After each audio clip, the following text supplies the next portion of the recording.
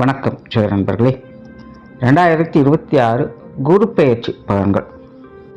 2026 June மாதம் குருவானவர் மிதுன ராசியிலிருந்து கடகராசிக்கு பெயர்ச்சியாகி அங்கே உச்ச கதியில் அடுத்த ஒரு வருட காலத்துக்கு சஞ்சாரம் செய்வாங்க.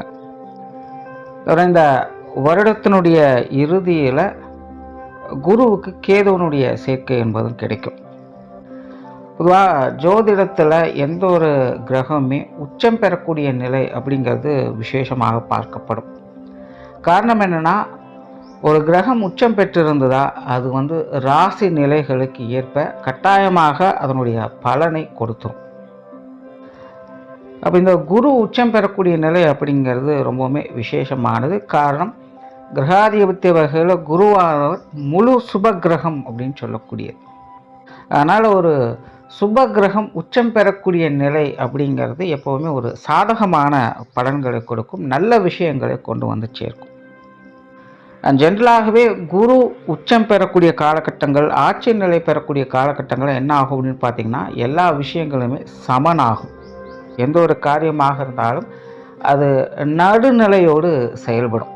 அதாவது ரொம்ப ஓவர்ஃப்ளோவாக போயிட்டுருக்கிற விஷயங்கள் எல்லாத்தையுமே குறைச்சி சமநிலைக்கு கொண்டு வரும். ரொம்ப அடிமட்டத்தில் இருக்கக்கூடிய விஷயங்கள் எல்லாத்தையுமே டெவலப் பண்ணி அதையும் ஒரு சமநிலைக்கு அது கொண்டு வந்து சேர்க்கும். ஸோ இப்படி எல்லா விஷயங்களையுமே நிறை குறைகளுக்கு தகுந்த மாதிரி அதை சமன்படுத்தும், பண்படுத்தும்னு சொல்லலாம். ஆனால் இந்த குருனுடைய நிலையானது இந்த அராஜக விஷயங்களையும் கொஞ்சம் கட்டுப்படுத்தவே செய்யும். அதாவது அதர்ம விஷயங்கள் குறைந்து தர்ம விஷயங்கள் மின்னுயிரும் சொல்லலாம். தவிர இந்த இயற்கை சம்பந்தப்பட்ட விஷயங்களும் கூட நல்ல வகையில் பயன் தரக்கூடிய வகையில் அமையும். அதனால் இந்த குரு உச்சம் பெறக்கூடிய அந்த காலகட்டங்களில் பார்த்திங்கன்னா நல்ல மழை வளம் என்பது இருக்கும். விவசாயம் சார்ந்த வியாபாரங்கள் அப்படிங்கிறது நல்லபடியாக அமையும். ஆன்மீகம், அறிவியல், கல்வி ரீதியான விஷயங்கள், வித்வத்தன்மை பலம் பெறக்கூடிய நிலைகள், குழந்தைகளுடைய முன்னேற்றம் சார்ந்த விஷயங்கள், சொத்து சுகங்கள் சம்பந்தப்பட்ட விஷயங்கள், பொருளாதார நிலைகள், இது எல்லாமே பார்த்திங்கன்னா ஒரு சீரான நிலைகளுக்கு அது மாற ஆரம்பிக்கும். அதாவது எந்த ஒரு நிறை குறையும் இல்லாத அமைதியான சுமூகமான நிலைகள் எதுவோ அந்த நிலைகளுக்கு கொண்டு சேர்க்கும். அதற்கான வழிகளை இந்த காலகட்டம் காமிக்கும். சுருக்கமாக சொல்லணும்னா, ஒரு பீஸ்ஃபுல்லான லைஃபுக்கு என்ன தேவையோ அந்த விஷயங்கள் இந்த காலகட்டங்களில் மேலோங்கும் அப்படின்னு சொல்லலாம். பொருளாதாரம் அப்படின்னு சொல்லும்போது இப்போது தங்கம் அப்படிங்கிறது ரொம்ப ட்ரெண்டிங்காக இருக்குது. ரொம்ப நாளுக்கு நாள் உயர்ந்துக்கிட்டே இருக்குதுன்னு சொல்லிகிட்டு இருக்குது. நிறைய பேர் தங்கம் விலை அப்படிங்கிறது உயரும் அப்படின்னு சொல்லிகிட்டு இருக்காங்க. ஆனால் நான் இந்த வருட பலன்களையும் சரி, இதற்கு முன்னாடி போட்ட சனிப்பெயர்ச்சி பலன்களையும் சரி, தங்க நிலை அப்படிங்கிறது கரெக்ஷன் ஆகும் தான் சொல்கிறேன். குறிப்பாக இந்த வருட கடைசி வரைக்கும் பார்த்திங்கன்னா தங்கத்தினுடைய விலை கொஞ்சம் குறைஞ்சிட்டு தான் வரும். பெரிய அளவில் மேலே போகிறதுக்கு வாய்ப்பு இல்லை. இந்த கேதுவனுடைய சேர்க்கையெல்லாம் குரு கிராஸ் பண்ணதுக்கு அப்புறமா தங்கத்தில் சிறு சிறிதாக முதலீடு பண்ணுங்கள். அது உங்களுக்கு லாங் டேர்மில் ஒரு நல்ல அசட்டாக அமையும். இப்போதைய நிலையில் வெயிட் பண்ணுறது தான் நல்லது. அதைத்தான் கிரகங்கள் சொல்லுது. ஸோ பொதுவான வகையில் இந்த குருவனுடைய அமைப்பானது எல்லா விஷயங்களையுமே ஒரு சமச்சீரான வகையில் செயல்படும்னு சொல்லலாம். இனி மேற்கொண்டு உங்களுடைய ராசி மற்றும் லக்னத்துக்கு இது என்ன மாதிரியான பலன்களை கொடுக்குது அப்படிங்கிறத பார்க்கலாம். நீங்கள் சொல்லக்கூடிய விஷயங்கள் எல்லாமே உங்களுடைய ராசிக்கும் பொருந்தும், லக்ன ரீதியாகவும் அது பொருந்தும். மகர ராசி மற்றும் மகர லக்னம். மகரத்தை பொறுத்த வரைக்கும் இது வரைக்கும் 6ஆம் இடத்துல செஞ்சிருத்து வந்த குரு இனி உங்களுடைய ராசி லக்னத்துக்கு 7ஆம் இடத்துல அடுத்த ஒரு காலத்துக்கு சஞ்சாரம் செய்வாங்க. மகரத்திற்கு இந்த குரு பயிற்சியானது ரொம்பவுமே சிறப்பான பயிற்சியாகவே இருக்கும். காரணம், உங்களுடைய ராசிக்கும் சரி, உங்களுடைய ராசி நாதனுக்கும் சரி குருனுடைய பார்வை உச்சம் பெற்ற நிலைகளில் கிடைக்கப்பெறுது. இதனால் மகரம் அப்படிங்கிறது ஒரு சிறப்பான விஷயங்களை இந்த காலகட்டங்களில் பார்க்கக்கூடும். மகர ராசி மகர லக்னக்காரங்க இந்த காலகட்டங்களில் ரொம்ப சுறுசுறுப்பாக இருப்பீங்க. உங்களுடைய காரியங்கள், செயல்பாடுகள் எல்லாமே சிறப்பான வகையிலேயே அமையும். பொதுவாகவே மகரம் அப்படின்னாலே உழைப்புக்கு பேர் போனது தான். அதே போல் அவங்க எப்போவுமே மற்றவங்களுடைய சப்போர்ட்டை ஈஸியாக பெற்றுடுவாங்க. இயல்பாகவே இது வந்து மகர ராசி மகர லக்னத்துக்கு அது ஒரு கொடுப்பினை அப்படின்னு சொல்லலாம். சுய ஜாதக ரீதியாக ஒரு சிலருக்கு மட்டும்தான் மற்றவங்களோட கான்ட்ரவர்சியான விஷயங்கள் அப்படிங்கிறது ஏற்படும். மற்றபடி பெரும்பாலும் பார்த்திங்கன்னா மற்றவங்களை ஈஸியாக அட்ராக்ட் பண்ணக்கூடிய தன்மை இந்த மகரத்திற்கு உண்டு. கிட்டத்தட்ட பேச்சிலேயே கவர் பண்ணக்கூடியவங்கன்னு சொல்லலாம். இதற்காகலாம் இவங்க வந்து பிளான் பண்ணணும், இப்படி இருக்கணும் அப்படி இருக்கணும் அப்படிங்கிற எந்த ஒரு ரெஸ்ட்ரிக்ஷனும் என்றைக்கு இருந்தது கிடையாது.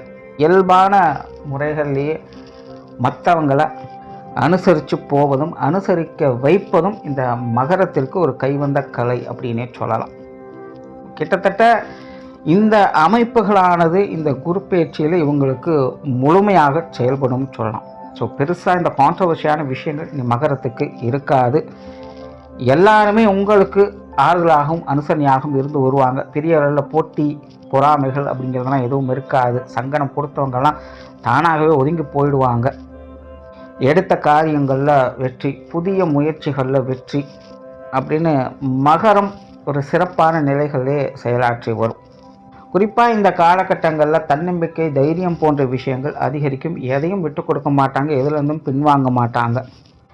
இவ்வளவு நாள் பட்ட கஷ்டங்களுக்கு பயன் கிடைக்குது அப்படிங்கிற நிலைகளில் மகரமானது இந்த காலகட்டங்களில் செயல்பட்டு வரும். உண்மையிலே இந்த குரு பெயர்ச்சியானது மகரத்திற்கு மட்டும்தான் ரொம்பவும் சப்போர்ட்ஃபுல்லாக வேலை செய்யுது. மற்ற எல்லா ராசிகளுக்கும் ஏதோ ஒரு சில விஷயங்களை கை வச்சது அப்படின்னா ஒரு சில விஷயங்களை கை விட்டுடும்.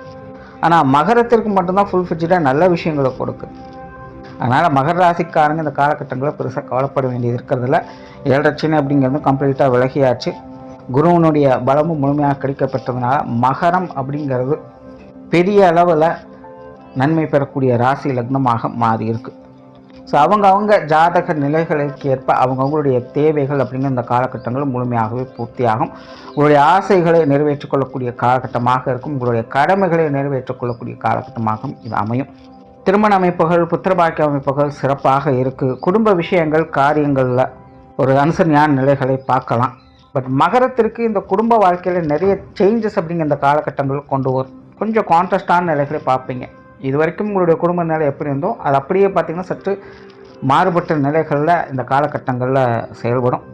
குடும்பத்துக்குள்ளே சில புதிய வரவுகள் அப்படிங்கிறது ஏற்படும். அது பொருள் ரீதியாகவும் இருக்கலாம், மனிதர்கள் ரீதியாகவும் இருக்கலாம்.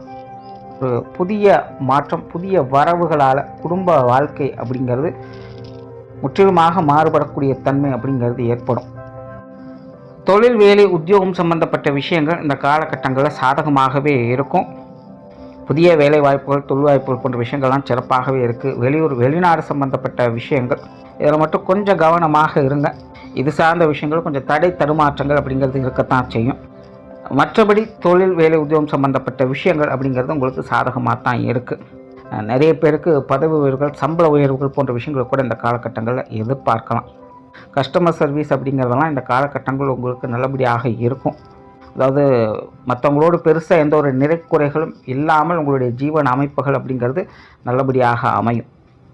அதே போல் பொருளாதாரம் சார்ந்த விஷயங்களை பொறுத்த வரைக்கும் இந்த காலகட்டங்கள் ஓரளவுக்கு சாட்டிஸ்ஃபைடாக இருக்கும்னு சொல்லலாம். ஏற்கனவே மகரத்தை பொறுத்த வரைக்கும் இந்த காசு பண விஷயங்கள் அப்படிங்கிறது கொஞ்சம் டென்ஷன் தரக்கூடிய நிலைகள் இருக்குது. அதாவது காசு பணம் இருந்தாலும் பிரச்சனை, இல்லைனாலும் பிரச்சனை அப்படிங்கிற மாதிரி ஒரு விஷயங்களை பார்ப்பீங்க. இல்லைனா எவ்வளோ வந்தாலும் 10ல் எவ்வளோ சம்பாதிச்சாலும் ஏதோ ஒரு வகையில் கையை விட்டு போயிட்டே தான் இருக்குது அப்படின்னு ஃபீல் பண்ண வைக்கக்கூடிய நிலைகளையும் பார்த்துட்டு வந்திருப்பீங்க.